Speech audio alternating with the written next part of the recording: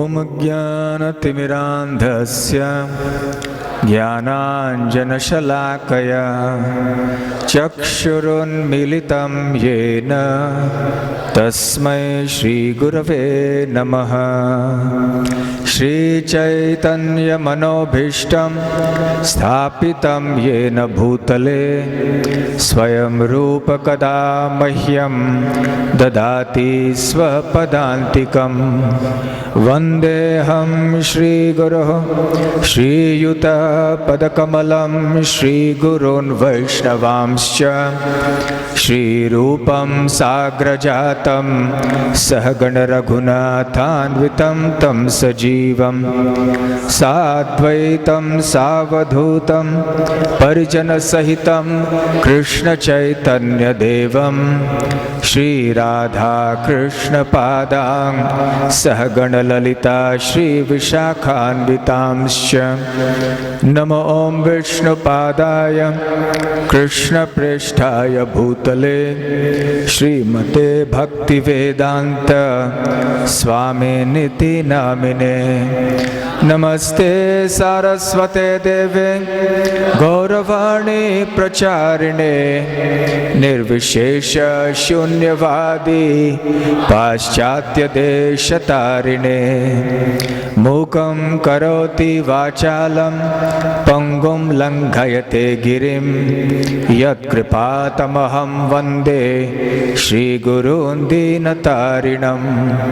वाञ्छाकल्पतरुभ्यश्च कृपा सिन्धुभ्य एव च पतितानां पावनेभ्यो वैष्णवेभ्यो नमो नमः। नमो महावदान्याय कृष्णप्रेमप्रदायते कृष्णाय कृष्णचैतन्य नाम्ने गौरत्विषे नमः। पञ्चतत्त्वात्मकं कृष्णं भक्तरूपस्वरूपकं भक्तावतारं भक्ताख्यं नमामि भक्तशक्तिकम्। आराध्यो भगवान् व्रजेशतनयस्तद्धाम वृन्दावनम्। रम्या काचिदुपासना व्रजवधू वर्गेण या कल्पिता। श्रीमद्भागवतं प्रमाणममलं प्रेमापुमर्थो महान्। श्रीचैतन्यमहाप्रभोर्मतमिदं तत्रादरः न परः। हे कृष्ण करुणा सिन्धो दीनबन्धो जगत्पते गोपेश गोपिका कान्त राधा कान्त नमोस्तुते। तप्त कांचन गौरांगी राधे वृंदावनेश्वरी वृषभानुसुते देवी प्रणमामि हरिप्रिये। जय श्री कृष्ण चैतन्य प्रभु नित्यानंद श्री अद्वैत गदाधर श्रीवासादि गौर भक्त वृंद। हरे कृष्ण कृष्ण कृष्ण हरे हरे, हरे राम राम राम हरे हरे। हरे कृष्ण।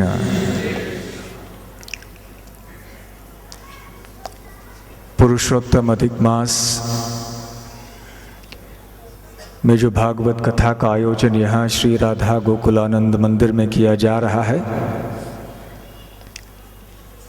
इसके 5वें दिन में आप सबका हार्दिक स्वागत है। कल हम ये चर्चा कर रहे थे कि श्रीमद् भागवत में जिस धर्म का वर्णन है वो सर्वश्रेष्ठ धर्म है, वो भागवत धर्म कहलाता है। यह सनातन धर्म और अन्य साधारण धर्मों से भिन्न है। विशेष करके इस बात में कि भागवत धर्म में कोई स्वार्थ नहीं होता है। साधारण धर्म वो होता है जिसमें कोई न कोई स्वार्थ अवश्य छुपा हुआ होता है, परंतु भागवत धर्म के अनुयायी या तो पूर्णतया स्वच्छ हैं अपने हृदय में, या तो स्वच्छ पूरी तरह से होना चाहते हैं। इसलिए परम सत्य भगवान श्री कृष्ण के चरण कमलों का आश्रय ग्रहण करते हैं हृदय से, और श्रवण कीर्तन आदि और अन्य सेवाएं करते करते आध्यात्मिक जीवन में प्रगति करते हैं। हम कल ये भी बता रहे थे कि श्रीमद् भागवत न केवल सबसे ऊंचे धर्म का उल्लेख करता है, परंतु साथ साथ में वो हमें एक ऐसी दृष्टि प्रदान करता है, एक ऐनक मान लीजिए, जिसके द्वारा हम सब कुछ ठीक ठाक समझ सकते हैं, हर चीज को अपने स्थान में देख सकते हैं। क्या सत्य है, क्या असत्य है, क्या निम्न है, क्या श्रेष्ठ है, ये सब हम जान सकते हैं। हम ये भी बता रहे थे कि राजा परीक्षित सारग्राही थे। उनको पता था कि इस दुनिया में सच्चा सार तो केवल कृष्ण प्रेम या कृष्ण भक्ति है। तो श्रीमद् भागवत के जो अनुयायी होते हैं वो इस दुनिया को अच्छी तरह से जानते हैं। ये दुनिया के लक्षण क्या हैं, इसका रूप क्या है,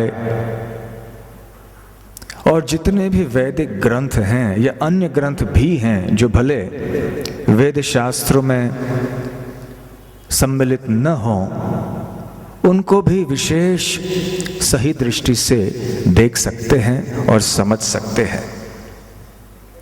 हम ये भी बता रहे थे कि यद्यपि श्रीमद् भागवत में ऐसी कोई बातें नहीं हैं जो अन्य शास्त्रों में नहीं है, परंतु जो महाभारत में नहीं है वो अन्य ग्रंथों में भी नहीं पाया जाएगा।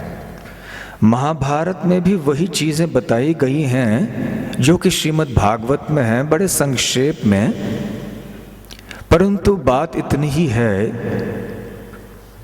कि यद्यपि श्री कृष्ण, कृष्ण भक्ति और कृष्ण भक्त, इनके बारे में बहुत कुछ कहा गया है महाभारत में, ये भी वास्तव में सार हैं महाभारत के, फिर भी अन्य इतने सारे विषयों में ये ढक गए हैं कि विरला ही कोई ऐसे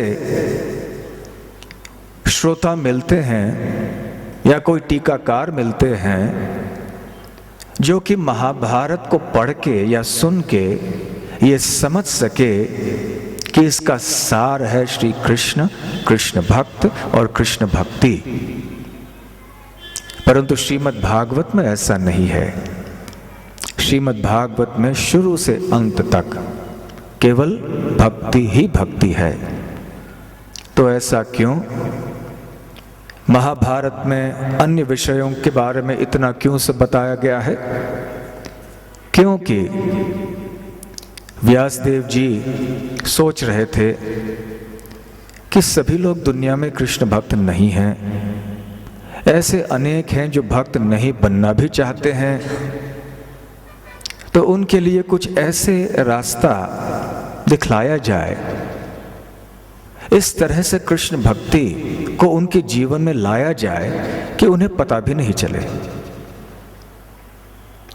इसलिए अनेक अन्य विषयों के बारे में चर्चा करते करते कृष्ण भक्ति भी अंदर उन्होंने प्रवेश करा दी। इसलिए भगवत गीता जो कि महाभारत का सार है, वास्तव में वो एक ऐसे घड़ी में व्यासदेव जी ने प्रस्तुत किया है जबकि सबका ध्यान पूरी तरह से अब सावधान है। अब युद्ध शुरू होने वाला है कौरवों के और पांडवों के बीच में। ठीक इस समय भगवद गीता का प्रवचन भगवान श्री कृष्ण ने अर्जुन को दिया। तो व्यासदेव जी ने ऐसे सही दृष्टि से साधारण व्यक्ति के हृदय को परिवर्तित करने का प्रयत्न किया, परंतु अन्य बहुत सारे विषय होने के नाते लोग इस बात को ठीक समझे नहीं हैं। केवल श्रीमद् भागवत के अनुयायी समझ सकते हैं कि वास्तव में महाभारत का सार क्या है। महाभारत में धर्म, अर्थ, काम, मोक्ष आदि के बारे में बहुत कुछ कहा गया है। इनको प्रधान स्थान दिया गया है और इसलिए यहाँ वहाँ महाभारत के वर्णन में और श्रीमद् भागवत के वर्णन में कुछ कुछ अंतर पाया जाता है। अंतर होने का कारण एक भी है कि ये छोटी छोटी बातें हैं, अनेक कल्पों में ऐसे होते हैं, तो कोई बड़ी बात नहीं है। परंतु दूसरा कारण ये है कि श्रीमद् भागवत केवल शुद्ध भक्तों के लिए है और भगवान के धाम में हमें ले पहुंचाता है, परंतु धर्म, अर्थ, काम, मोक्ष से संबंधित महाभारत को, महाभारत में स्वर्ग आदि का वर्णन भी काफी विस्तार में पाया जाता है। इसलिए ऐसे भी वर्णन हम पाते हैं श्रीमद् भागवत महाभारत में कि पांडवों का स्वर्गारोहण हो गया। वो जब वानप्रस्थ लेकर अपने राज्य आदि को त्याग कर हिमालय में चले गए, एक के बाद एक सब गिर पड़े जमीन पर, अपना प्राण त्याग दिया उन्होंने और स्वर्ग गए। अब श्रीमद् भागवत के विश्वविद्या को हमें जान लेना चाहिए। श्रीमद् भागवत में वर्णन है कि सृष्टि की रचना भगवान ने किस तरह से की है। एक महत्वपूर्ण बात है जो कि जनसाधारण नहीं जानते हैं, वो ये है कि वैकुंठ और स्वर्ग में बहुत बड़ा अंतर है। इस भौतिक ब्रह्मांड के भीतर 14 स्तरों के लोक हैं, ग्रह, 14 भुवन हैं और पृथ्वी लोक ये बिल्कुल बीच में है। तो ऊपर के लोक जैसे कि भुवरलोक, स्वर्गलोक, जनलोक, तपलोक, महरलोक, सत्यलोक इत्यादि, इनमें ऐसे श्रेष्ठ व्यक्ति रहते हैं जिनकी चेतना बहुत विकसित है। और निम्न श्रेणी के भी कई लोग हैं इस ब्रह्मांड में। तो जब हम स्वर्ग की बात करते हैं तो हम देवलोकों की बात करते हैं जो कि भौतिक ब्रह्मांड के भीतर ही होते हैं। इस विषय में हम अधिक चर्चा तो नहीं करेंगे क्योंकि ये थोड़ा बहुत विषय से हटकर होगा, परंतु इतना कहना अवश्य इस समय आवश्यक है कि स्वर्गलोक में जो व्यक्ति जाता है वो हमेशा स्वर्गलोक में नहीं रह सकता। जो व्यक्ति पुण्य करता है पृथ्वी लोक पर, इस पुण्य के बल पे वो स्वर्गलोक की प्राप्ति करता है। भगवद गीता में भी भगवान श्री कृष्ण इसका वर्णन करते हैं। और फिर क्षीणे पुण्यमर्त्य लोकम विशन्ति, जब उसके पुण्य क्षीण हो जाते हैं तो पुनः इस धरातल पर उसका पतन हो जाता है और उसने यहाँ पहले जिस प्रकार के कर्म किए हैं उस प्रकार का देह पुनः यहाँ पृथ्वी लोक में प्राप्त होगा। तो स्वर्गलोक में जाने से व्यक्ति लंबे समय तक स्वर्गीय भोग कर सकता है, स्वर्गीय ऐश्वर्य का आनंद ले सकता है, नंदन कानन वन में आराम कर सकता है, अप्सराओं के साथ में रमण कर सकता है, सोम रस का पान कर सकता है, परंतु उसकी जीवन की अवधि भी सीमित है।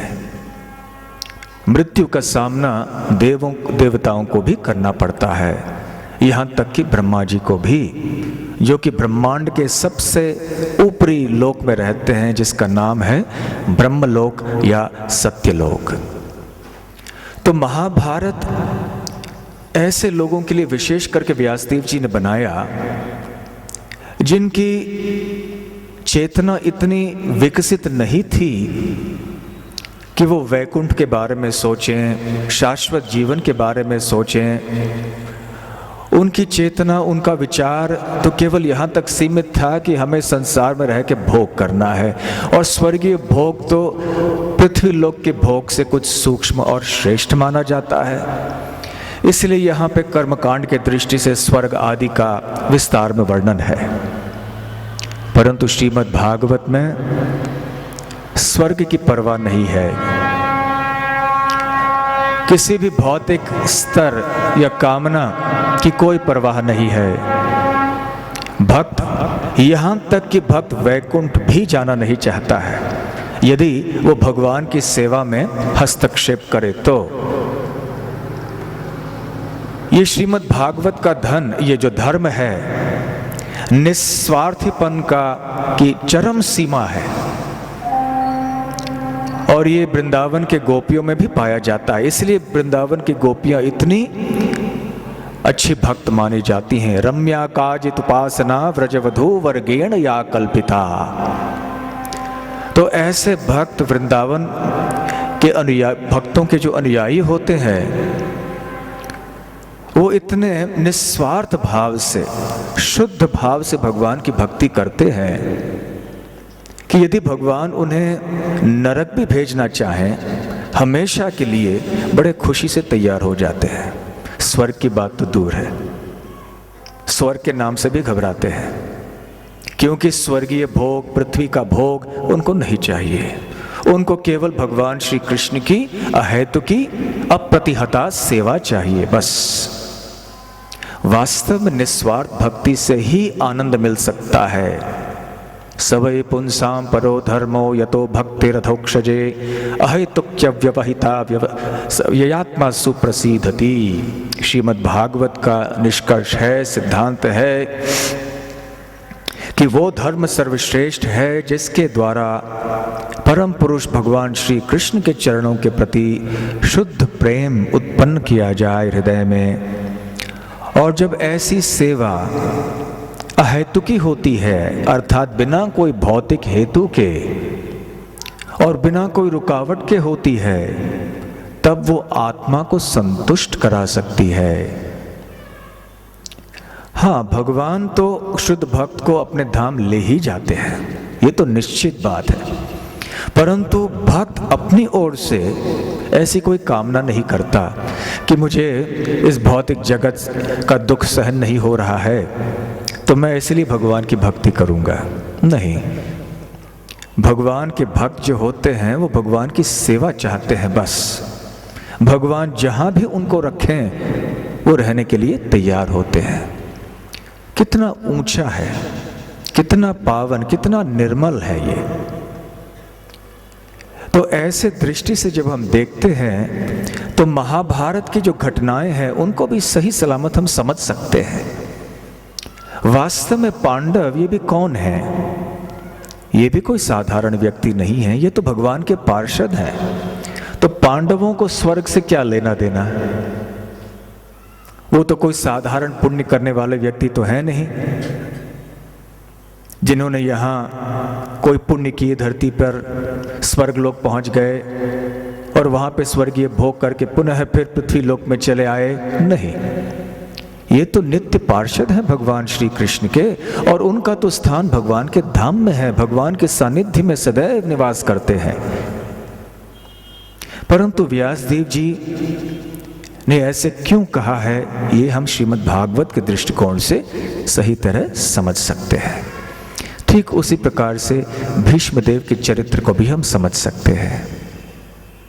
तो जब हम भीष्मदेव की कथाओं का वर्णन करेंगे, विशेष करके आने वाले 2-3 दिनों में जब उनके देह त्याग का वर्णन भी करेंगे, तो हमें ये ध्यान में रखना है कि हम महाभारत और श्रीमद् भागवत दोनों की लीलाओं को सुन रहे हैं, परंतु हमारा दृष्टिकोण रहेगा श्रीमद् भागवत का।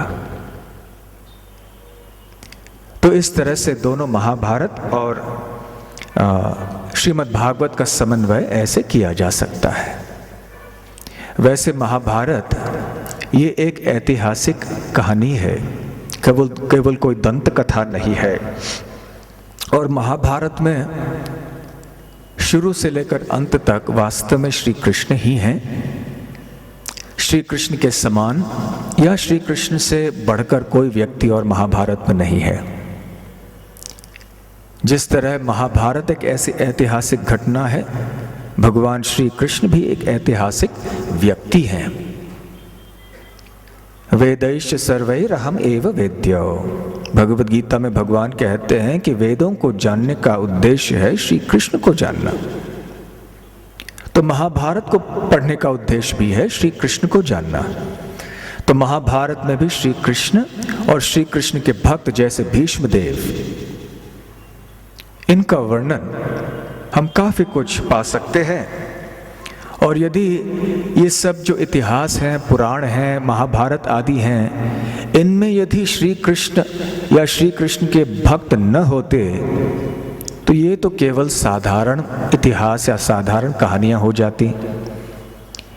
इतिहास में इतने सारे बड़े बड़े राजा आए हैं, गए हैं, सबके नाम तो हम याद नहीं रखते, नहीं रखना चाहते भी हैं, संभव भी नहीं है और लाभ भी नहीं होगा रखने से। किसी चीज का मूल्य तब होता है जब वो भगवान से संबंधित होता है।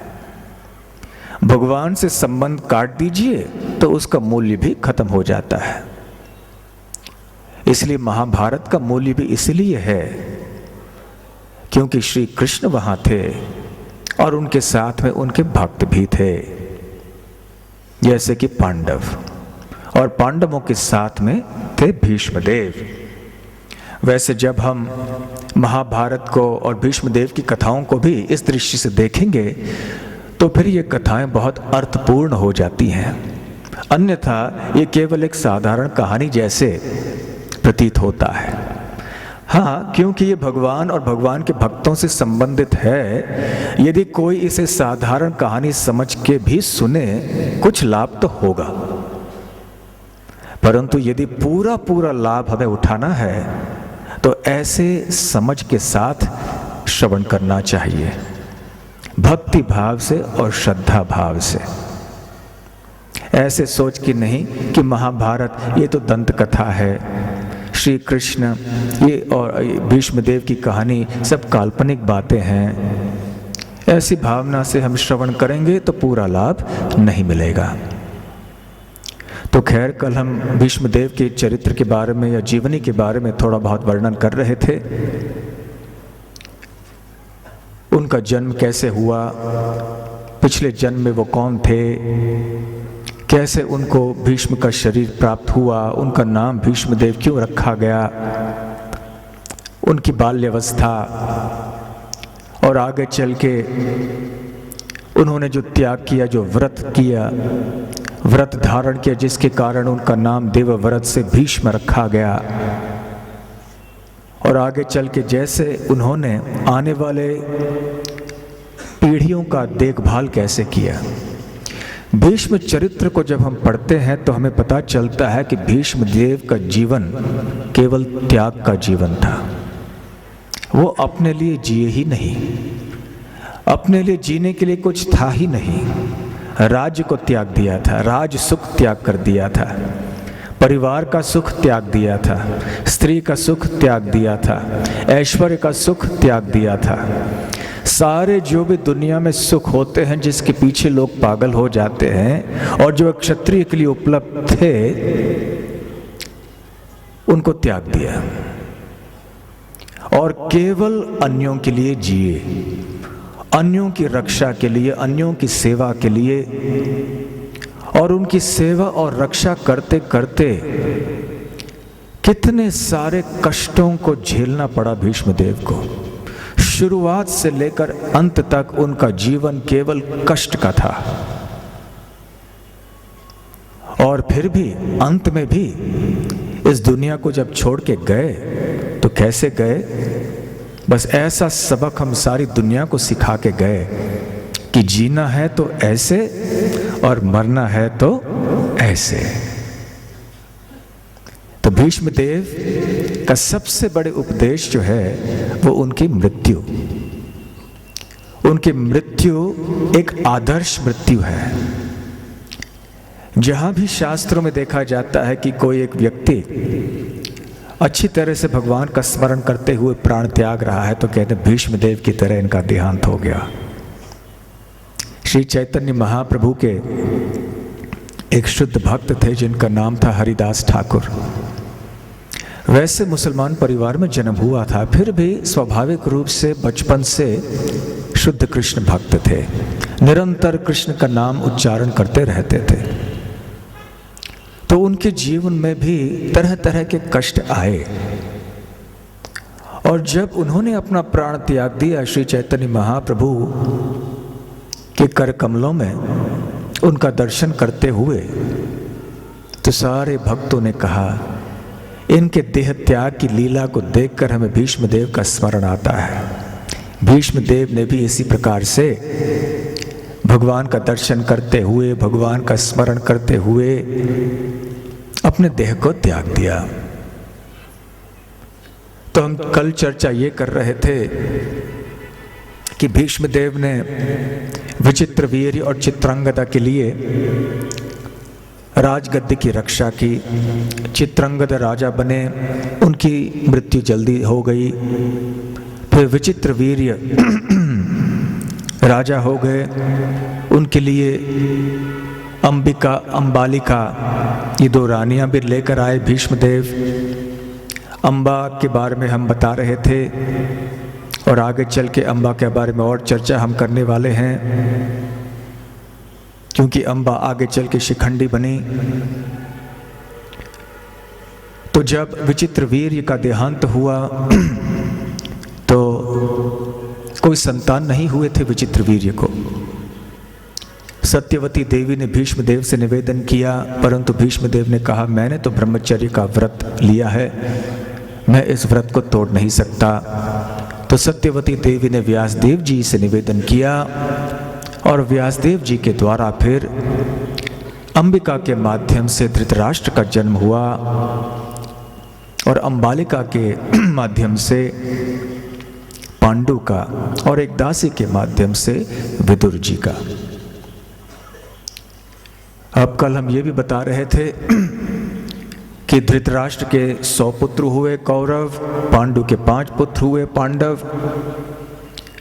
तो भीष्मदेव और इनके बीच में वास्तव में तो 3 पीढ़ियों का अंतर है, परंतु देखा जाए तो 4 पीढ़ी हो जाते हैं, क्योंकि भीष्मदेव की आयु विचित्रवीर के पिता के समान थी।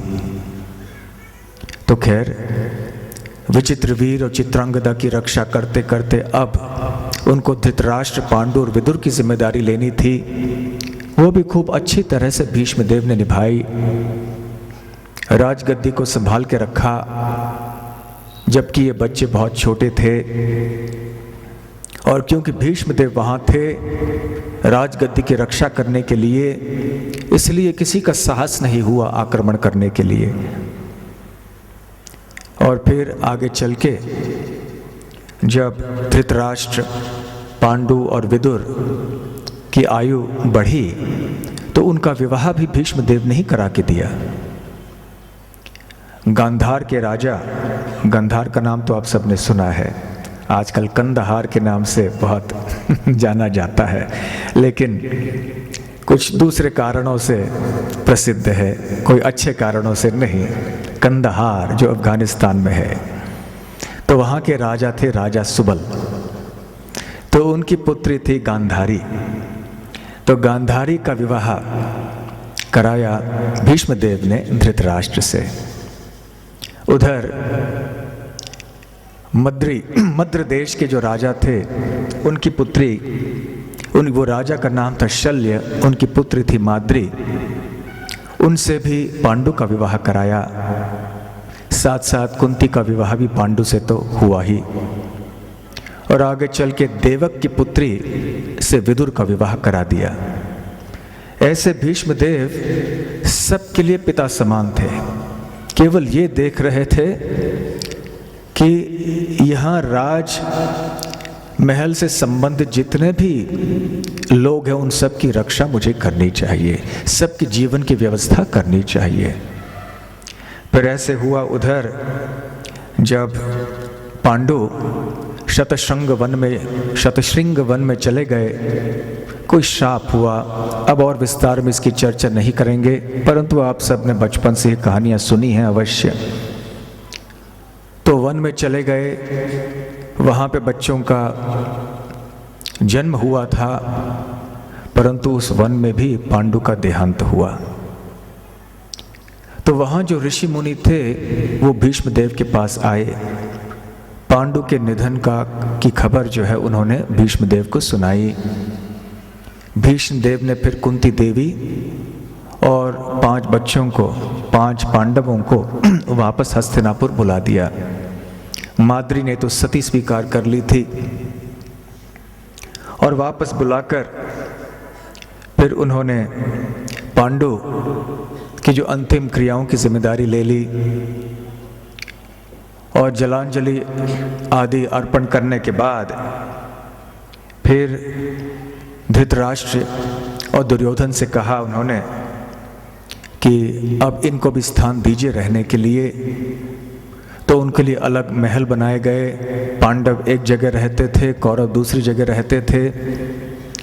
भीष्मदेव ने द्रोणाचार्य से निवेदन किया कि वो सारे राजकुमारों को धनुर्विद्या आदि सिखाए।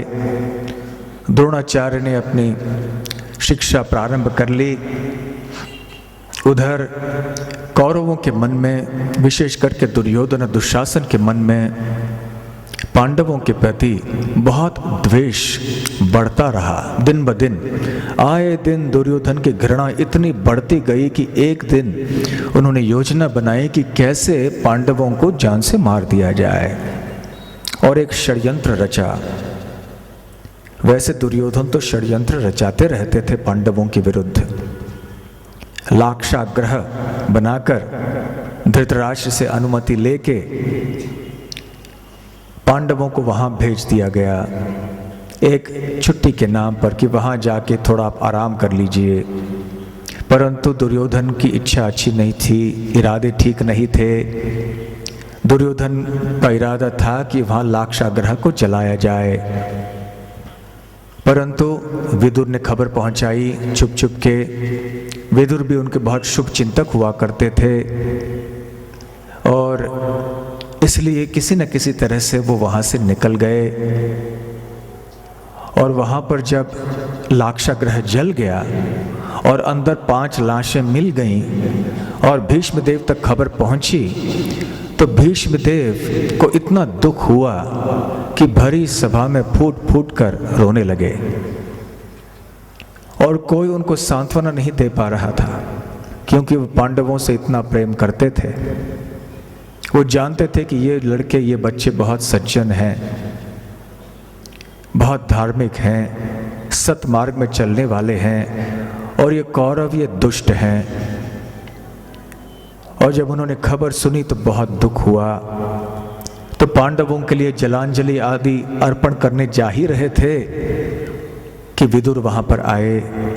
विदुर जी ने भीष्मदेव से कहा, मैं आपको एक गोपनीय बात बताता हूँ।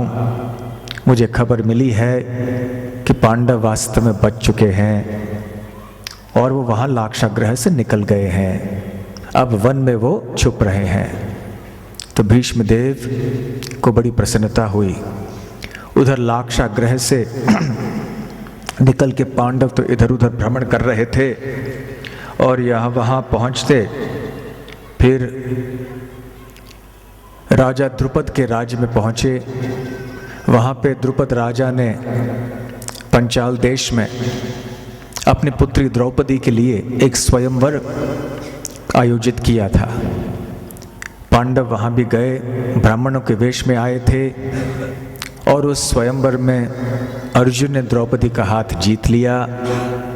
यद्यपि वहाँ पे अनेक और शूरवीर राजकुमार और राजा थे, दुर्योधन भी थे, परंतु वो परीक्षा जो कि द्रुपद महाराज ने रखी थी वो इतनी कड़ी थी कि कोई भी उसमें सफल नहीं हो पाया था सिवाय अर्जुन। और उस सभा में, और काफी बड़ी सभा थी, तो वहां पे श्री कृष्ण बलराम जी के साथ में भी आए थे। और व्यासदेव जी बताते हैं महाभारत में कि ये पहली बार था जबकि श्री कृष्ण ने पांडवों को देखा। इसके पहले पांडवों के बारे में जानते तो थे, खबर भी रखते थे उनके बारे में, बीच बीच में किसी न किसी को भेजते रहते थे, वृंदावन से, मथुरा से हस्तिनापुर। एक बार उन्होंने अक्रूर जी को भेजा कि वहाँ जाके देखो कि कुंती महारानी कैसी हैं और पांडव कैसे हैं, और मुझे खबर देना। मैंने सुना है कि पांडवों को बहुत कष्ट दे रहे हैं कौरव, राजा धृतराष्ट्र अन्याय कर रहे हैं, तो मैं खबर रखना चाहता हूँ, और यदि बात सीमा के बाहर निकल गई तो मुझे कुछ करना होगा इसके बारे में। तो जब श्री कृष्ण आए यहाँ पर पंचाल देश में, द्रौपदी के लिए नहीं आए थे, श्री कृष्ण जानते थे कि पांडव यहाँ आने वाले हैं। श्री कृष्ण तो सर्वज्ञ हैं, सब कुछ जानते हैं, परंतु श्री कृष्ण ने अपना परिचय नहीं करके दिया श्री अर्जुन को और पांडवों को, वो तो बाद में हुई बात। फिर द्रौपदी का हाथ जीत लिया अर्जुन ने, और जब वापस आए तो कुंती महारानी से, जो कि अंदर घर में थी, कहा कि माँ देखो हम क्या लाए हैं। तो कुंती महारानी कहने लगी जो भी है अपने आपस में बांट लो 5 भाइयों में। तो अर्जुन ने कहा अरे सुनो तो मैं क्या कहना चाहता हूँ, लेकिन मैं सुनना नहीं चाहती, जो भी है बांट के ले लो। अरे बड़ी विकट परिस्थिति हो गई, बहुत बड़ी चर्चा हुई, इतिहास धार्मिक पुराणों से भी काफ़ी प्रमाण आदि की चर्चा हुई कि क्या किया जाना चाहिए। अंततः व्यासदेव जी के सलाह के अनुसार फिर द्रौपदी का विवाह पांडवों से हुआ। इसका उल्लेख कथा के पहले दिन पर भी हम कर चुके थे, जब पुरुषोत्तम अधिक मास की महिमा का वर्णन हम कर रहे थे। तो खैर यहाँ पांचाली के साथ विवाह करके फिर अंततः वो वापस लौट के चले आए हस्तिनापुर। इस बार भीष्मदेव ने धृतराष्ट्र और दुर्योधन से कहा कि इस तरह बात नहीं चलने वाली है, कृपया आधा राज्य आप पांडवों को दीजिए। तो फिर इंद्रप्रस्थ बनाया गया। कौरव हस्तिनापुर में रहते थे और पांडव इंद्रप्रस्थ में, वहाँ से वो राज्य करते थे। देखिए शुरुआत से अंत तक हर चीज़ में, हर घटना में भीष्मदेव का प्रभाव दिखाई पड़ता है। भीष्मदेव न होते तो न जाने क्या होता। भीष्मदेव की भूमिका इतनी महत्वपूर्ण है सारे महाभारत में। भीष्मदेव ही हैं जिन्होंने सबको पाला पोसा और बड़ा किया। जितने भी बड़े बड़े लोग हैं श्री कृष्ण के सिवाय, उनको बड़े करके पाला पोसा भीष्मदेव ने। तो खैर आगे आके राज्य करने लगे युधिष्ठिर महाराज। वहाँ राज्य करते करते इतने सफल हुए और इतने अच्छे राजा थे, वो आदर्श राजा थे, राज ऋषि थे। अजात शत्रु उनका नाम हुआ। अजात शत्रु अर्थात जिनके कोई शत्रु का जन्म ही नहीं हुआ है, अर्थात जिनके कोई शत्रु नहीं है। कोई ऐसा व्यक्ति नहीं था जो युधिष्ठिर महाराज से द्वेष नहीं करता था, दुर्योधन और उनके भाइयों के सिवाय। और जब ये प्रस्ताव सामने रखा गया कि युधिष्ठिर महाराज को राजसूय यज्ञ संपन्न करना चाहिए, तो दुर्योधन भी तैयार हो गए। ये था युधिष्ठिर महाराज का चरित्र, उनका स्वभाव। वास्तव में एक संत थे वो, राज ऋषि।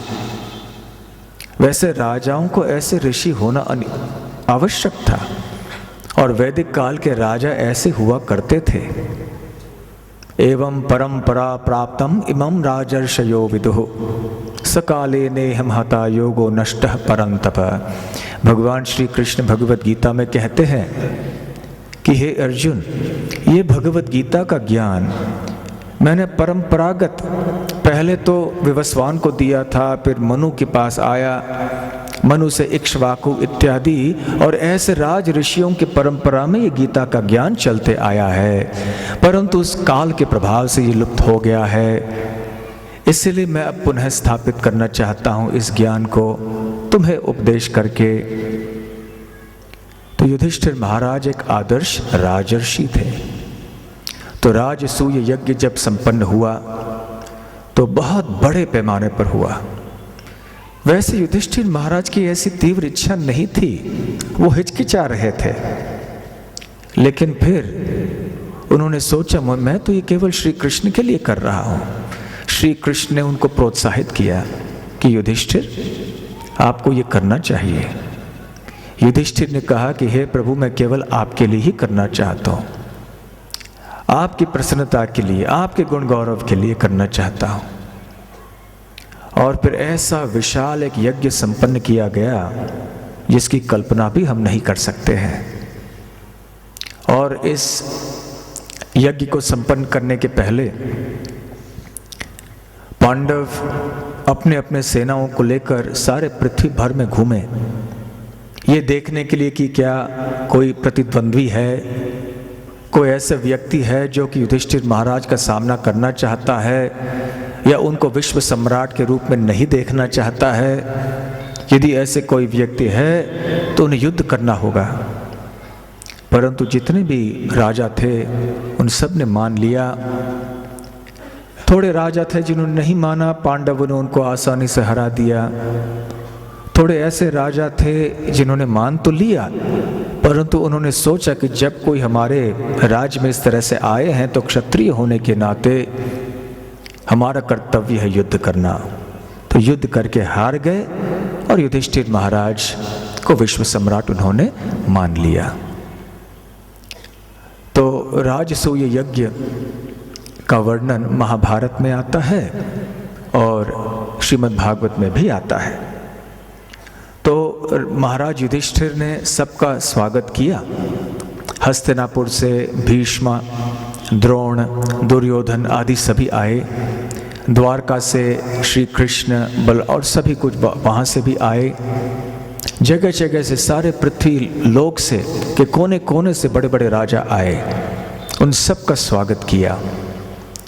भीष्मदेव आए युधिष्ठिर महाराज के सामने और कहने लगे कि हे राजन, मैं आपकी सेवा में उपस्थित हूँ।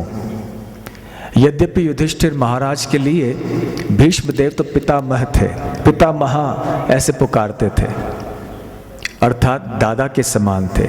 परंतु जैसे हम पहले कह चुके हैं, भीष्मदेव न केवल दादा के समान थे, वो परदादा के समान थे वास्तव में। फिर भी भीष्मदेव आए कि हे राजन, मैं आपकी क्या सेवा कर सकता हूँ। तो युधिष्ठिर महाराज ने उनसे निवेदन किया कि सारे यज्ञ के व्यवस्थापन को आप संभालो,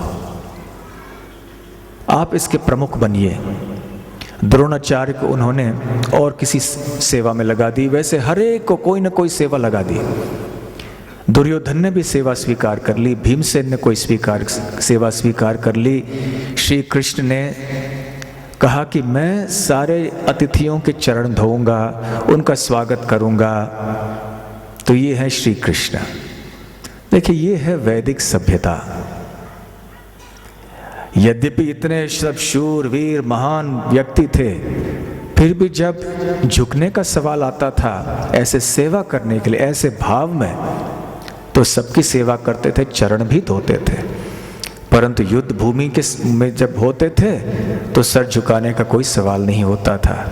या तो सर कट जाए या सामने वाले का कट जाए, लेकिन सर नहीं झुकेगा युद्ध भूमि में। लेकिन युद्ध भूमि के बाहर सबके चरण भी धोएंगे। क्षत्रिय जीवन को समझना भी बहुत मुश्किल है।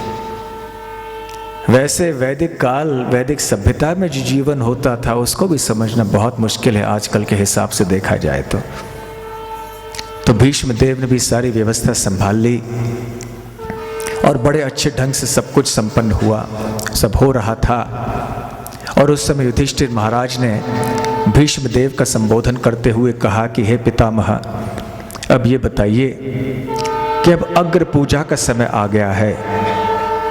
अग्र पूजा अर्थात जब कोई बड़ा अनुष्ठान होता है राजसूय यज्ञ जैसे, तो उस सभा में सबसे जो सम्माननीय व्यक्ति हैं, सबसे बड़े, सबसे श्रेष्ठ, सबसे पूजनीय व्यक्ति जो हैं, उनको नियुक्त किया जाता है और उनकी पूजा की जाती है।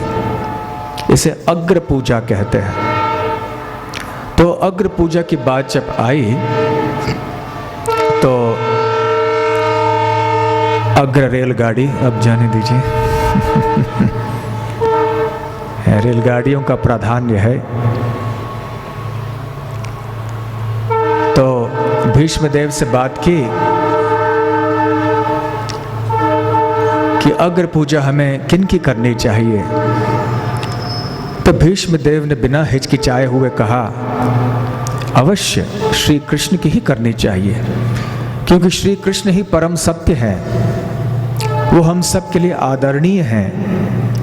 वो तो भगवान है स्वयं, और हमारा अहो सौभाग्य है कि वो हमारे बीच यहाँ पर उपस्थित हैं। और हे राजन, आप कितने भाग्यशाली हो कि आपके भाई और मित्र बनके वो आपके साथ रह रहे हैं। बाहर की दुनिया में तो एक साधारण व्यक्ति के समान चल रहे हैं, परंतु ये हैं परम सत्य। तो देखिए, पहले से ही भीष्मदेव अच्छी तरह से जानते थे कि श्री कृष्ण कौन है। और महाभारत में ऐसे, जैसे हम कल कह रहे थे, अनगिनत बार ऐसे बारंबार घोषणा होती है अलग अलग पात्रों के द्वारा श्री कृष्ण के परम सत्यता के बारे में, श्री कृष्ण के दिव्यता के बारे में। तो और क्या संदेह होना चाहिए किसी को महाभारत भी पढ़ने के बाद। तो फिर भीष्मदेव ने सहदेव से कहा कि सहदेव, तुम अब आगे बात को बढ़ाओ। तो सहदेव खड़े हो गए।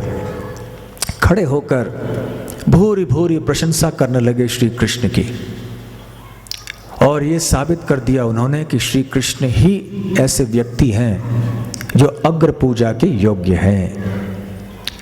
अनेक ऋषि मुनि साधु राजा इत्यादि बैठे थे, सब ने प्रशंसा की सहदेव की। साधु साधु, बहुत अच्छी बात कही है सहदेव ने, हम भी सहमत हैं सहदेव की बातों से। तो सब जगह ऐसे जब सहमति की आवाज़ें गूंजने लगीं, वहाँ पे एक व्यक्ति थे जिनकी वो बिल्कुल अच्छा नहीं लगा, और वो थे शिशुपाल। वैसे शिशुपाल भी संबंधी थे श्री कृष्ण के, परंतु बचपन से ही श्री कृष्ण से द्वेष और घृणा करते थे। जब भीमसेन राजा युधिष्ठिर की ओर से उनके पास गए थे कि राजा युधिष्ठिर राजसूय यज्ञ करने वाले हैं, तो आप युद्ध करोगे या महाराज युधिष्ठिर को विश्व सम्राट मानोगे। तो शिशुपाल ने बड़े खुशी से युधिष्ठिर महाराज को विश्व सम्राट मान लिया था। तो पांडवों के प्रति शिशुपाल के मन में कोई द्वेष नहीं था, केवल श्री कृष्ण के प्रति था। और अनेक कारणों से ये द्वेष तो बढ़ते जा रहा था।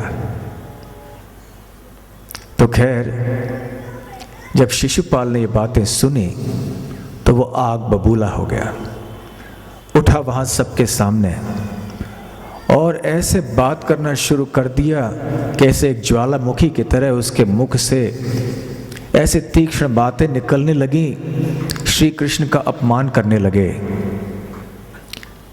कि ये व्यक्ति कृष्ण है, आप इसको क्यों अग्र पूजा का सम्मान दे रहे हो। ये व्यक्ति, इसका वर्ण क्या है पता नहीं, क्या ये वैश्य है, क्या ये क्षत्रिय है, क्या ये क्या है। ऐसे एक के बाद एक बोलते गए। वहाँ अनेक राजा थे और पांडव भी थे जो बड़े क्रोधित हो गए और भीष्मदेव के प्रति भी कई अपशब्द कहने लगे कि यहाँ इतने सारे बड़े बड़े ऋषि मुनि हैं, बुजुर्ग हैं, देवलोक से पधारे हुए भी कितने सज्जन हैं, इनको नियुक्त करने के बजाय ये लोग जो कि इतने योग्य हैं, ऐसे एक व्यक्ति को नियुक्त कर रहे हो आप जिसके कोई अच्छे गुण नहीं हैं। तो बस शिशुपाल बोले जा रहे थे तो भीष्मदेव उठे वहाँ पुनः और कहने लगे कि हे शिशुपाल, क्या तुम नहीं जानते हो कि श्री कृष्ण कौन है? श्री कृष्ण कोई साधारण मनुष्य नहीं है। अपने बचपन से ही, अपने जन्म से ही श्री कृष्ण ने यह साबित कर दिखाया है कि वो एक मनुष्य नहीं है, वो तो साक्षात प्रत्यक्ष भगवान है, वो तो परम सत्य है। देखो, अपने माँ के गोदी में होते हुए पूतना जैसे राक्षसी का वध किया, आगे चल के कितने बड़े बड़े असुरों का वध किया। जब वो केवल 7 साल के थे तो गोवर्धन जैसे महान पर्वत को अपने बाएं हाथ की छोटी उंगली पर धारण किया, कंस जैसे विशाल असुर का वध किया अपने कर कमलों से। ऐसे अनेकों बार श्री कृष्ण ने प्रमाण सबके सारे दुनिया के सामने रखा है कि वो भगवान है। तो श्री कृष्ण को साधारण व्यक्ति नहीं समझना। दिखने में तो वैसे हम जैसे दिख रहे हैं, उनका रहन सहन, बोल चाल आदि से ऐसे अनुमान नहीं लगाना गलत कि ये भी हम जैसे कोई साधारण मनुष्य है। ये हमारे लिए सबसे आदरणीय भगवान हैं, इनकी उपासना हमें करनी चाहिए। तो भीष्मदेव बहुत समझाने का प्रयास कर रहे थे, परंतु शिशुपाल एक ने एक नहीं मानी, किसी की नहीं मानी। फिर कहने लगे, अरे इन्होंने थोड़ा छोटा सा पर्वत उठा लिया तो क्या हुआ, मैं भी तो कोई कम हूं, मैं भी तो उठा सकता हूं, पर्वत उठाने में कौन सी बड़ी बात है। तो ऐसे मूर्खों जैसे वो और बकता गया, अनाप शनाप बोलता गया। उधर बहुत सारे लोग क्रोधित होते जा रहे थे, और क्षत्रियों की सभा में जब क्रोध आता है तो अब जानते हैं कैसे होता है। फिर सब लोग अपने अस्त्र शस्त्र बाहर निकाल कर खड़े हो रहे थे। भीमसेन तो इतने आग बबूले हो गए थे, परंतु भीष्मदेव ने केवल अपने आंखों से भीमसेन को रोका। दोबारा भीमसेन उठे, दोबारा भीष्मदेव ने उनकी आंखों से इशारा किया और कहा कि हे भीम, अभी चिंता नहीं करना, अब माधव अपने चमत्कार को दिखाने वाले हैं। माधव अर्थात श्री कृष्ण। अब माधव के द्वारा इसका उद्धार होना है। देखिए, जानते थे भीष्मदेव, अब माधव ही इस व्यक्ति को निपटा लेंगे बिना कोई खून खराबा किए हुए, बड़े आसानी से। क्योंकि भीष्मदेव भी ये नहीं चाहते थे, जैसे कि श्री कृष्ण भी नहीं चाहते थे कि युधिष्ठिर का, महाराज का राजसूय यज्ञ खराब हो जाए। यदि वहाँ सारे क्षत्रिय एक दूसरे से लड़ने लगे, खून खराबा हो जाए तो सारा यज्ञ दूषित हो जाएगा। और इतना यहाँ तक बात बढ़ी थी राजसूय यज्ञ में, अब यहाँ आकर बात यदि बिगड़ जाए तो कितना दुर्भाग्य होगा। इसलिए भीष्मदेव भी चाहते थे कि अब युद्ध नहीं होना चाहिए, केवल कृष्ण हैं, केशव ही हैं जो मामले को अपने तरह से निपटा लेंगे। एक खून का बूंद भी नहीं गिरेगा जमीन के ऊपर। तो भीष्मदेव सबको रोकते रहे अपने आंखों से, अपने आंखों से, अपने इशारों से। भीष्मदेव शायद वहां नहीं होते तो पता नहीं क्या हो चुका होता, वहां तहस नहस हो चुका होता वहां पे। तो शिशुपाल के पक्ष में कोई राजा खड़े हो गए, शिशुपाल के विरुद्ध के पक्ष में अनेक राजा खड़े हो गए। शिशुपाल बोले जा रहे थे। तब भीष्मदेव ने सबके सामने कहा, मैं आपको शिशुपाल का इतिहास बताता हूं। भरी सभा में बोल रहे थे। वो कहने लगे, जब इसका जन्म हुआ था तो शरीर बड़ा विचित्र था। इसके 4 हाथ थे और 3 आंखें थीं, और जैसे जन्म हुआ वो एक गधे की तरह गरज रहा था। गधा जैसे आवाज करता है वैसे, गधे की बोली जैसे होती है वैसे मनुष्य समाज में जो बच्चा होता है वो रोते रोते आता है। परंतु ये तो गधे की तरह आवाज करते हुए बाहर आया। माता पिता ने देखा और कहा कि अरे रे, ये तो कैसे भयंकर बच्चा है, ये क्या है, बड़ा ये अशुभ है ये। तो वो तो त्यागना चाहते थे उसको, परंतु कोई एक पिशाची थी, उसने कहा नहीं नहीं, चिंता नहीं करना, ये आगे चल के बहुत शक्तिशाली हो जाएगा। और उनको बताया गया कि वास्तव में जब एक ऐसे व्यक्ति आएगा कि जिसके हाथों में इसकी आगे चल के मृत्यु होगी, तब इसके जो 2 अधिक हाथ हैं वो गिर जाएंगे और जो तीसरा आंख है वो भी निकल जाएगा। एक साधारण मनुष्य की तरह उसका शरीर हो जाएगा। तो उसके माता पिता तो बड़े चिंतित थे, अरे फिर कौन होगा वो व्यक्ति जो हमारे पुत्र के मृत्यु का कारण बन जाएगा। तो जैसे जैसे लोग आते तो शिशुपाल के माता पिता जो छेद प्रांत के राजा थे, उनकी गोदी में बच्चे को रख देते देखने के लिए कि भाई 2 हाथ गिर जाएं या नहीं। लेकिन हाथ चारों के 4 रह जाते, तीसरा आंख भी रह जाता। और फिर वहां श्री कृष्ण आए, फिर श्री कृष्ण की गोदी में भी रख दिया, और जैसे ही रख दिया तो 2 अधिक हाथ गिर गए, गायब हो गए, और तीसरा आंख जो है वो भी गायब हो गया। और तब से फिर शिशुपाल, बल्कि उससे पहले से भी, इसके पहले कि उसके मुख से दूसरे कोई शब्द निकले, वो कृष्ण के प्रति अपशब्द निकल रहे थे। जैसे साधारण बच्चे जो होते हैं वो कुछ माँ पा कुछ ऐसे शब्द बोलते हैं, परंतु शिशुपाल ने जो पहले ही शब्द बोले वो श्री कृष्ण के प्रति कोई अपशब्द बोले। बचपन से ही ये द्वेष था। तो माता पिता तो बड़े चिंतित थे। शिशुपाल की माँ ने श्री कृष्ण से निवेदन किया कि कृपया मेरे पुत्र के प्राण को बचाइए, अब आपके हाथ में है, वो आपके शरण में है। श्री कृष्ण ने कहा कि आपके प्रति मेरा बहुत सम्मान, मेरे मन में सम्मान की भावना है, हे माते, तो मैं शिशुपाल को नहीं मारूंगा, परंतु मेरे धैर्य की सीमा होगी। जब 100 बार लगातार वो मुझे अपशब्द कहेगा, गालियां देगा, तब मैं बाध्य होकर इसका वध करूंगा। तो फिर भीष्मदेव ये सारी कहानी बता रहे थे। तो भीष्मदेव ने कहा कि अब वो समय आ ही रहा है। तो क्योंकि भीष्मदेव ये जानते थे कि शिशुपाल का वध किस तरह से होना है, इसलिए वो सभी को रोक के रख रहे थे। और फिर शिशुपाल ने अपना बोलना बंद नहीं किया।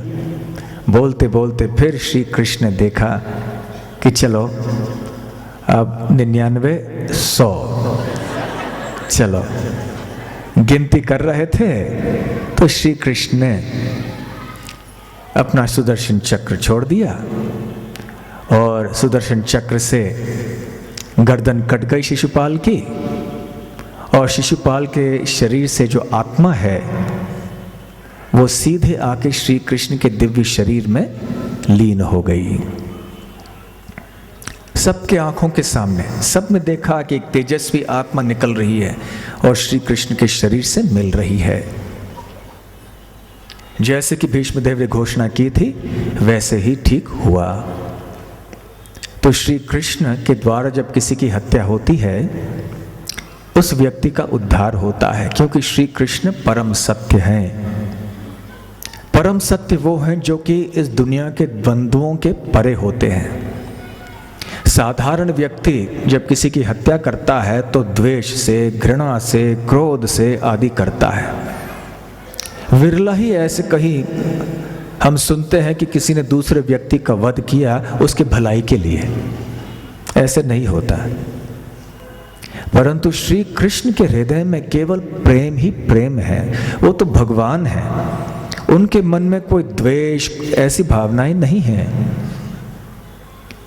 तो वो जब किसी का वध करते हैं तो उस व्यक्ति की भलाई के लिए करते हैं। श्री कृष्ण के अनेक गुण हैं, उनमें से शास्त्रों में 64 गुणों का उल्लेख है, और इन 64 गुणों में से एक है हतारी गतिदायक। हत अरि, अरि अर्थात शत्रु, हत मतलब मार डालना। जब वो अपने शत्रु की हत्या करते हैं तो श्रेष्ठ या श्रेष्ठ गति प्रदान करते हैं, गतिदायक। ये है श्री कृष्ण।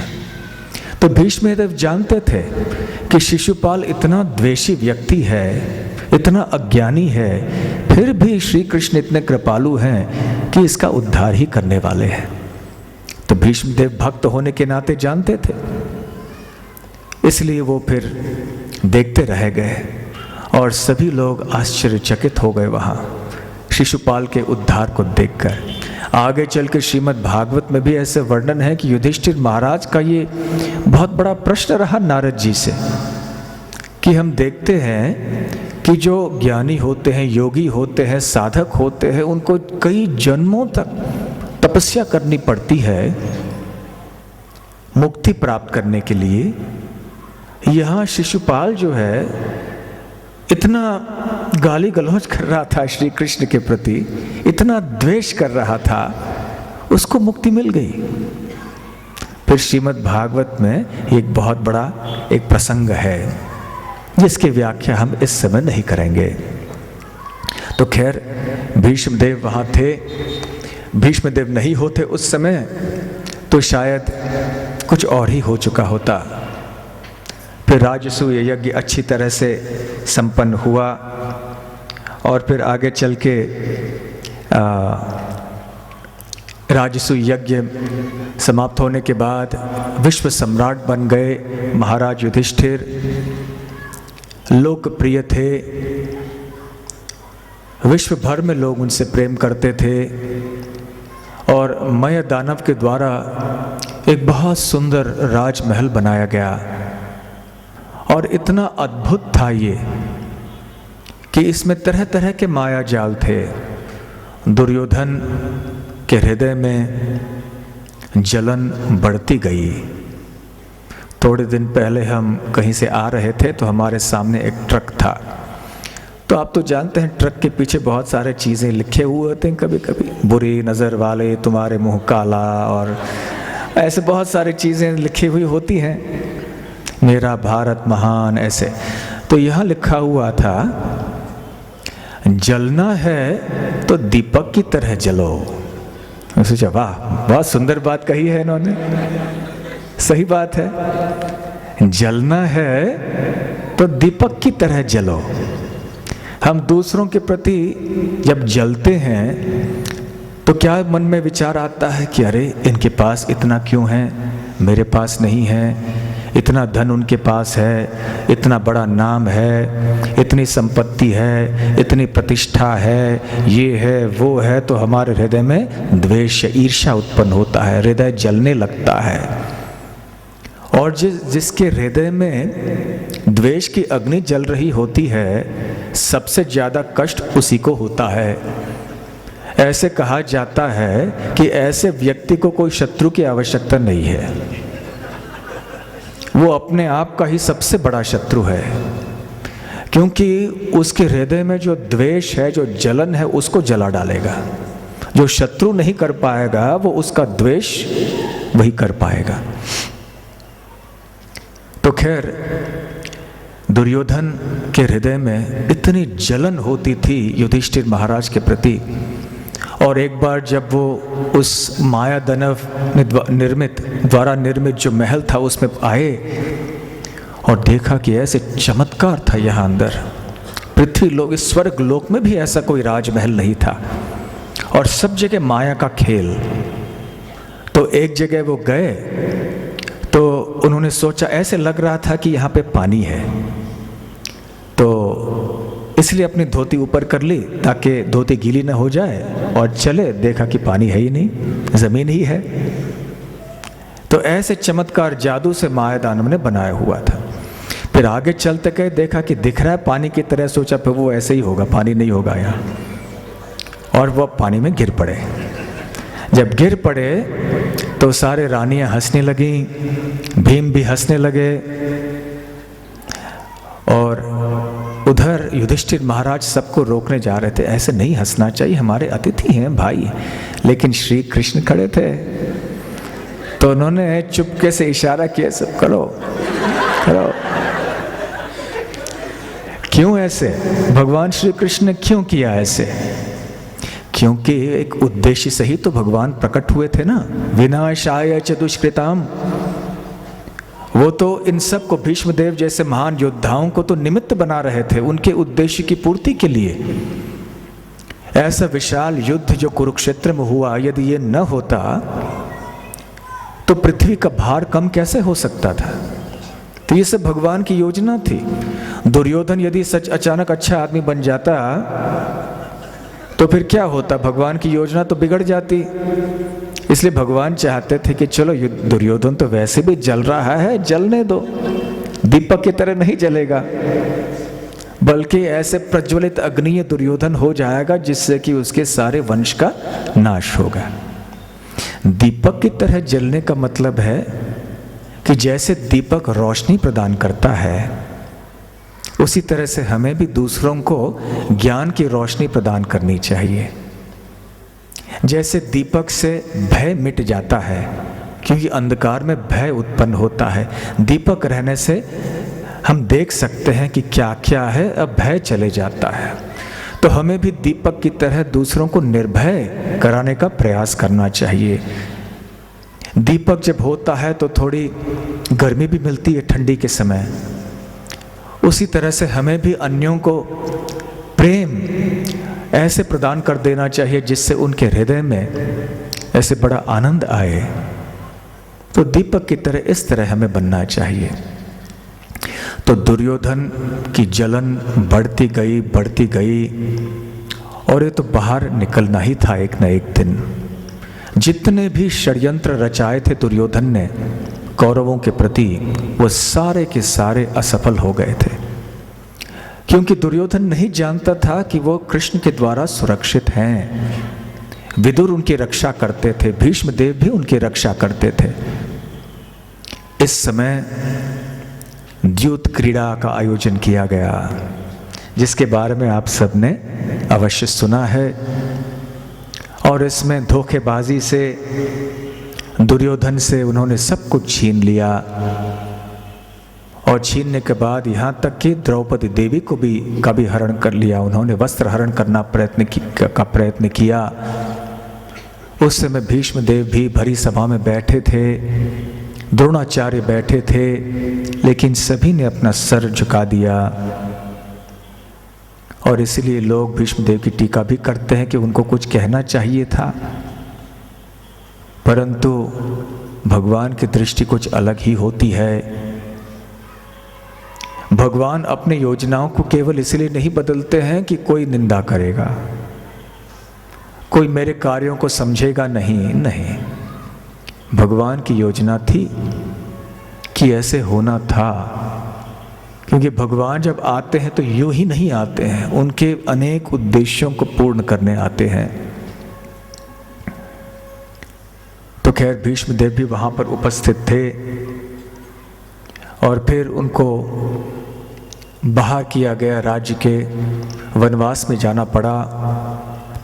फिर वो बाहर चले गए, 12 साल बाहर गए, और ऐसे शर्त रखी थी दुर्योधन ने कि 12 साल वनवास में रहने के बाद 1 साल अज्ञातवास का होना चाहिए।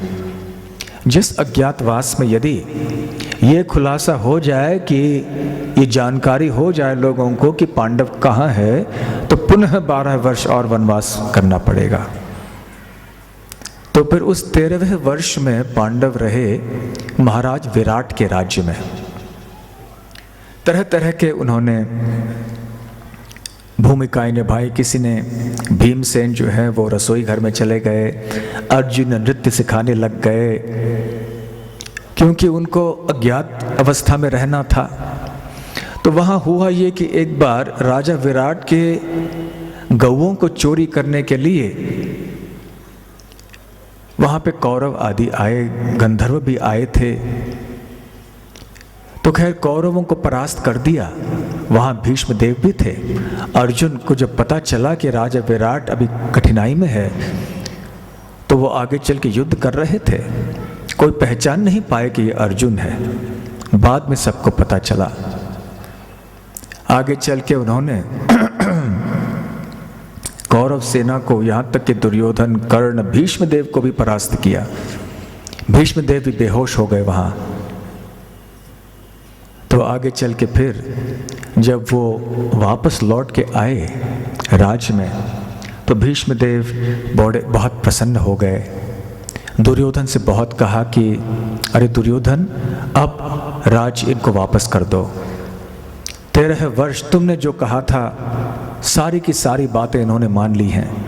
अब वो वापस आए हैं, अब इनका राज्य लौटा दो। लेकिन दुर्योधन ने एक नहीं मानी। अब दुर्योधन दुशासन, शकुनी आदि के साथ बैठ के केवल और षड्यंत्र रचाया जा रहा था। अब उनकी इच्छा यही थी कि केवल युद्ध होना है, बस युद्ध के सिवाय और कुछ नहीं।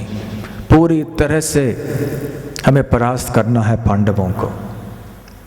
और उधर भरी सभा में जब कर्ण भी साथ दिए जा रहे थे दुर्योधन का, तो भीष्म देव ने कर्ण को धिक्कारा और कर्ण को काफी अपमानित किया कि कर्ण, तुम तो बहुत बड़ी बड़ी बातें केवल करते हो, परंतु तुम अर्जुन की शक्ति को नहीं जानते हो। क्या तुम भूल गए कि राजा विराट के देश में जो युद्ध हुआ था उसमें कैसे अकेले अर्जुन ने हम सबको हरा दिया था? अर्जुन को साधारण नहीं समझना। ऐसे काफी टोका भीष्म ने, कटु वचन कहे कर्ण के प्रति। वैसे उस समय से कर्ण और भीष्म के बीच में संबंध जो है काफी बिगड़ता गया। और उसी सभा में पुनः भीष्म देव ने श्री कृष्ण की भूरी भूरी प्रशंसा की, अर्जुन की भी की। कहा कि देखो श्री कृष्ण कौन है, आप समझने का प्रयास कीजिए, ये तो भगवान हैं। श्री कृष्ण का गुणगान करने के बाद भी दुर्योधन ने बात को मानी नहीं। दुर्योधन तो जिद्दी स्वभाव का था। उसने सोचा युद्ध होना ही है और बहुत सारे प्रयास किए गए कि किसी न किसी तरह से युद्ध जो है रोका जाना चाहिए। बहुत सारे दूत आए, बातचीत हुए, समझौते का प्रयास हुआ, लेकिन असफल हुए सब। जब दुर्योधन को पता चला कि पांडवों के दूत बनकर श्री कृष्ण आ रहे हैं, शांति दूत बनकर आ रहे हैं, तो हस्तिनापुर में सभा हो रही थी। तो दुर्योधन ने घोषणा की, जबकि भीष्म देव से उन्होंने अभी अभी सुन लिया था कि श्री कृष्ण कौन है, फिर भी दुर्योधन कहने लगे कि मैं श्री कृष्ण के हाथ पैर को बंधवा दूंगा, गिरफ्तार कर दूंगा श्री कृष्ण को, ताकि आगे चल के ऐसे कोई समस्या नहीं हो। जब श्री कृष्ण को गिरफ्तार कर लेंगे तो पांडवों की शक्ति नहीं रह जाएगी, तो बिना युद्ध के ही हम जीत जाएंगे। तो भीष्म देव उस समय इतने क्रोधित हो गए कि वहां से सीधे उठे और दुर्योधन को धिक्कारते हुए वहां से निकल पड़े। क्या करते? उन्होंने जो वचन दिया हुआ था पहले कि राजगद्दी की रक्षा उनको करनी है, जो भी राजगद्दी पे बैठेगा उसकी रक्षा मैं करूंगा, तो अब ये करना पड़ रहा था। और भीष्मदेव अपने ही भाग्य को कोस रहे थे कि अब क्या किया जाए, क्षत्रिय का जीवन अच्छा नहीं होता। वैसे ये भी एक बात है जो बार बार महाभारत में आती है। वनवास में द्रौपदी देवी भी ऐसे बार बार कहती थी, क्षत्रिय जैसा दुखी जीवन और किसी का नहीं है। अक्सर लोग कहते हैं, अरे ये राजा लोग इतने ऐश से जीते हैं, राजमहल में जीते हैं, इतने इंद्रिय तृप्ति है, इतने भोग के साधन हैं इनके पास। हाँ, वो हैं तो सही। क्यों है? ताकि जब जरूरत पड़े तो युद्ध में जाकर जान त्यागने के लिए भी उतने ही तैयार होते हैं। इसलिए उनको ऐसे साधन दिए जाते हैं। रजगुण में होते हैं क्षत्रिय, इसलिए भोग की आवश्यकता भी होती है, लेकिन उतने शूरवीर भी होते हैं कि युद्ध भूमि में जाके वो युद्ध करें निडर होके। तो खैर भीष्म देव वहां से तो सभा से चले गए। बार बार दुर्योधन से याचना करते रहे, देखो अब युद्ध न करो, सारे वंश का नाश हो जाएगा। अनेकों ने प्रयास किया, यहाँ तक कि गांधारी और धृतराष्ट्र ने भी कहा। गांधारी ने भी दुर्योधन से कहा, तुम तो क्यों तुले हो हमारे वंश के नाश करने के लिए। फिर भी दुर्योधन ने किसी की बात मानी नहीं। जब श्री कृष्ण आए वहां पर और दुर्योधन के इशारे पर जब दुर्योधन के सैनिक दौड़ के आए श्री कृष्ण को गिरफ्तार करने के लिए, तो श्री कृष्ण मुस्कुराए। श्री कृष्ण को तो सब कुछ पता था और उन्होंने अपना विराट रूप प्रकट कर दिया और सारे लोग वहां पे खड़े खड़े देख रहे थे, हैरान हो गए, विस्मित हो गए भगवान का ये रूप देखकर। और इस मौके का फायदा उठाकर श्री कृष्ण आराम से आज सीधे वहां से निकल पड़े और सब लोग कह रहे थे कि अरे बड़े आश्चर्य की बात है, श्री कृष्ण कौन है, देखो कैसे अद्भुत दृश्य उन्होंने प्रदर्शित किया, विराट रूप दिखलाया। वहां पे भीष्म देव को बुलाया धृतराष्ट्र ने और कहा कि भीष्म देखो, अभी मैंने ये विराट रूप श्री कृष्ण का देखा। श्री कृष्ण तो साधारण नहीं है, मैं समझ गया कि ये तो भगवान है। तो दुर्योधन कहने लगे, पिताश्री इसने थोड़ी बहुत जादू टोना कर लिया तो क्या बात है, योग सिद्धियां कितने लोगों के पास है। हमारे यहाँ हमारे सेना में भी ऐसे कई योद्धा हैं जिनके पास ये सब योग सिद्धियां उपलब्ध हैं, वो भी ऐसे कुछ चमत्कार करके दिखा सकते हैं। तो हमें कोई डर नहीं, कृष्ण हो या कोई भी हो। कृष्ण समस्त ब्रह्मांड के भी उद्गम हो, अनंत कोटि ब्रह्मांड भी उनसे निकलते हों, उनके इच्छा मात्र से यदि पूर्ण ब्रह्मांड का नाश भी होता हो फिर भी मैं युद्ध करूंगा। अब क्या किया जा सकता है, कई लोग होते हैं ऐसे स्वभाव के। तो खैर फिर भीष्म ने कहा कि हे राजन, धृतराष्ट्र से कहते हुए, अब घबराने से कोई फायदा नहीं है। आप घबरा रहे हो कि श्री कृष्ण क्रोधित होकर चले गए हैं, हाँ वो तो सही है। अब श्री कृष्ण पांडवों को जाके युद्ध के लिए ललकारेंगे, उकसाएंगे, ये भी सही है। लेकिन अब हमारा भाग्य हमारे भाग्य के ऊपर ताला लग चुका है। अब हम भाग्य को बदल नहीं सकते, अब जो होना है सो होना है। अब हमारे लिए एक ही रास्ता है और वो है युद्ध के लिए तैयारी करना। और उस समय विदुर जी वहां खड़े थे। तो विदुर जी ने भी बहुत कटु वचन कहे दुर्योधन से कि अरे अभी तो मान लो, श्री कृष्ण देखो परम सत्य है, भगवान है, समझ लो उनको। और काफी चीजें विदुर जी ने सुनाई, परंतु दुर्योधन ने अपशब्द कहे विदुर से, अरे ये दासी पुत्र ये हमारे ही घर में रह के हमारे विरुद्ध कार्य कर रहा है, चले जाओ यहां से, अपने केवल सांस लेकर चले जाओ। तो धृतराष्ट्र, भीष्म, इनको बहुत दुख हुआ। धृतराष्ट्र ने हाथ अपना उठाया दुर्योधन को रोकने के लिए, परंतु एक तीर की तरह दुर्योधन की बातें लग गई विदुर के हृदय को। वो वहां से निकल पड़े, तीर्थ यात्रा में चले गए। उधर तैयारियां दोनों जगह शुरू हो गईं। कृष्ण जब पांडवों के पास पहुंचे विराट राज में, उन्होंने सारी खबर दे दी। तो वहाँ सेनाओं की तैयारी होने लगी। यहाँ पर दुर्योधन भी अपनी सेना की तैयारियां कर रहे थे। वहाँ पर पांडवों के साथ में बलराम जी आए। तो बलराम जी के लिए तो दुर्योधन और भीमसेन दोनों एक जैसे थे, दोनों उनके विद्यार्थी थे। तो उन्होंने कहा तो मैं निरपेक्ष हूँ, मैं किसी के पक्ष में नहीं रहूँगा। तो उन्होंने बस वहाँ कहा कि मैं तीर्थ यात्रा में चले जाऊंगा। तो बलराम जी महाभारत के युद्ध में नहीं रहे, तीर्थ यात्रा में चले गए। उधर हस्तिनापुर में विदुर जी भी चले गए तीर्थ यात्रा में। पांडवों ने अपनी सेना की तैयारी शुरू की, दुर्योधन ने भी कर दिया। और ऐसे तैयारियां जब चल रही थीं तो दुर्योधन भीष्मदेव के पास आए। भीष्मदेव की बहुत प्रशंसा करने लगे। आप तो शुक्र के समान हैं, आपके जैसा कोई शूरवीर योद्धा नहीं है, इस सारे संपूर्ण ब्रह्मांड में कोई नहीं है। देवलोक में भी ऐसे कोई व्यक्ति नहीं है जो कि आपका सामना कर सकता है।